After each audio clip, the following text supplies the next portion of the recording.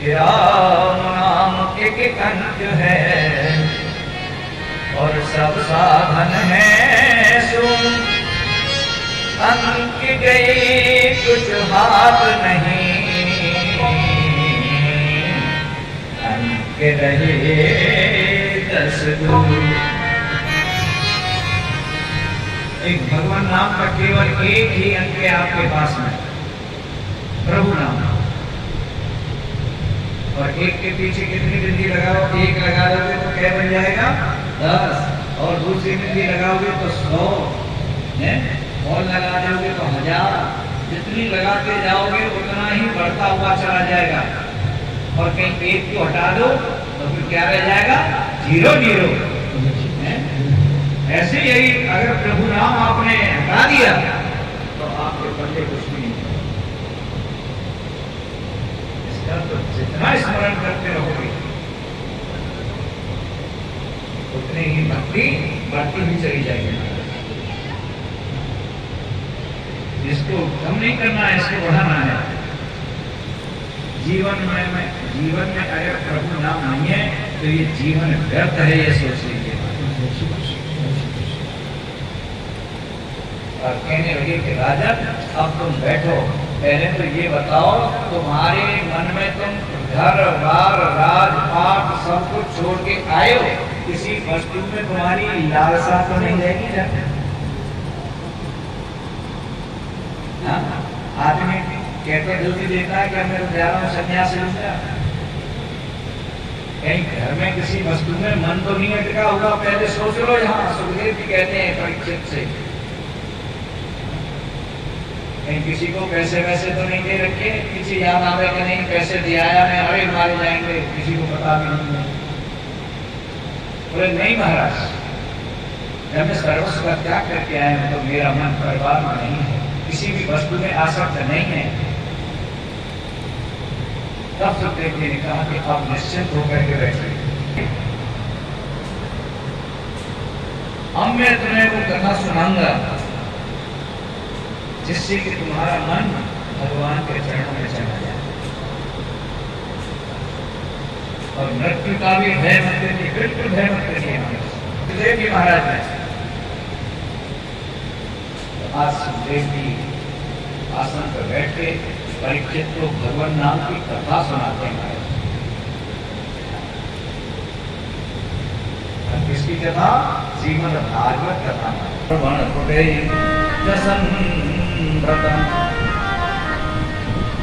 केवल भागवत की कथा का रसपान कराया।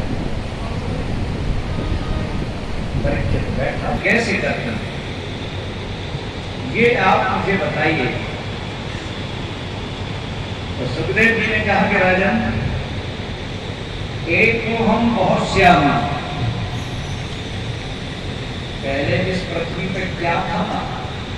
केवल जल ही जल था, ये सोच लीजिए, कुछ भी नहीं था। और भगवान का निवास कहाँ है?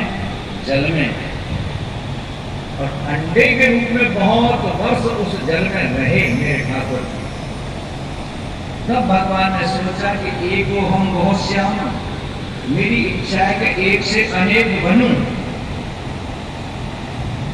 तो भगवान ने उस जल में से बहुत बनने की इच्छा से और प्रकट में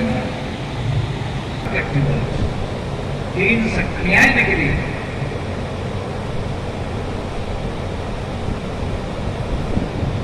महाराज निकले, वैसे तो एक ही बालक निकला उस कमल में से। अब वो बालक देखता है कि ये पहली बार तो कमल आया कहां से। तो ब्रह्मा जी उस कमल की नाल के अंदर जल में जाते हैं कि इसकी हाथ और पाँव ये कितना गहरा है, पता नहीं लगा। तो सोचने लगे कि थक गया ब्रह्मा जी ने, इसलिए उनके कै मुख हो गए? 4 मुख। एक ही मुख लेके प्रकट हुए आए, तो आपको भी चतुर्मुखी होना चाहिए।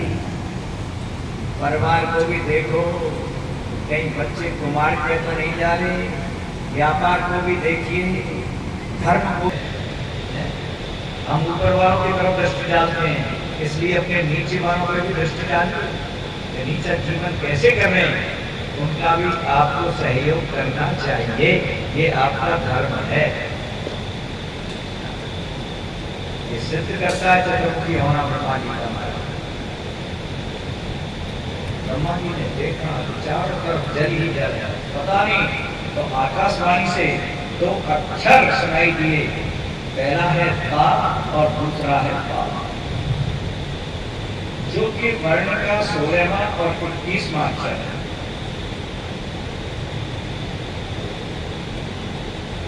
ता और पा को मिला दोगे तो क्या बनेगा?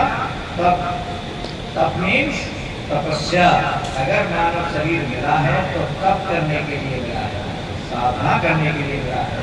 बिना तप के मोक्ष का द्वार नहीं बन पाता, नहीं उद्धार हो पाता। भागवत का वर्णन किया हमारे। और ये अब आप प्रश्न करेंगे कमल कहां से पैदा हुआ? ये संकल्प से भगवान सृष्टि रच सकते हैं। इस संसार की संकल्प से ही क्या चाहिए? बोले महाराज मुझे सृष्टि का कोई ज्ञान नहीं है, तो भगवान ने चतुश्लोकी भागवत का ज्ञान दिया। अब ब्रह्मा ने सृष्टि रचना प्रारंभ किया। कोई ब्रह्मा ने अपने मन से सृष्टि रची है महाराज? जिसने उत्पन्न किया, सनक सनंदन सनातन